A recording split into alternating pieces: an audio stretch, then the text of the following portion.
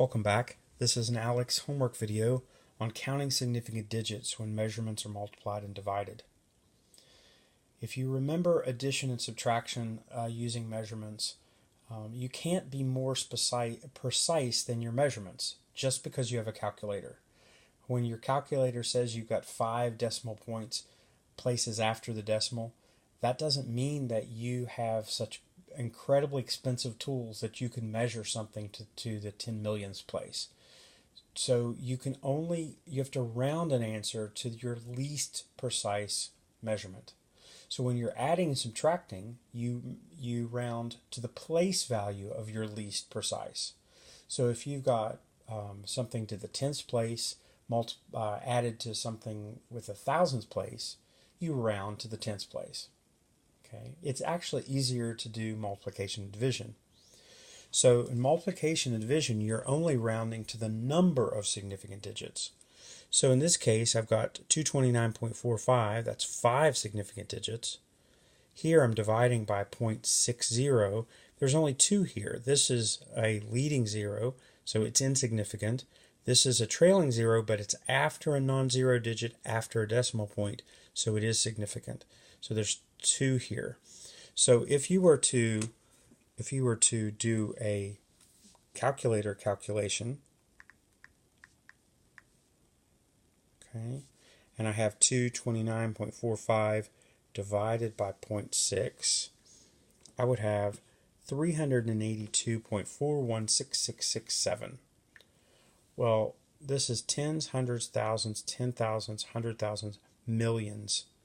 This is to the millionth place. I don't have a measurement tool that precise. I only have one that goes to the two significant digits. So I can't even use the 2 here for the 382. I have to make that a 0, and so I have 2 significant digits, 380. So either I'd use 380 with no decimal point, and that could be an answer. The easier way is simply put it in scientific notation. So I have 3.8 times 10 to the, what makes it a 382? 10 to the 2. So this would be 10 to the 2 meters per second. Okay, let's do another one. So this is a multiplication. I'm going to have 2.09 times 2.4.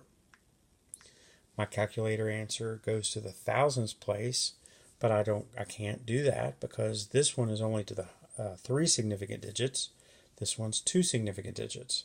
So I need to round this to 2 significant digits. So I go to the first 2. I go to the next one, see if it's a 5. It's not. So all these go away, and your answer would be 5.0 square centimeters.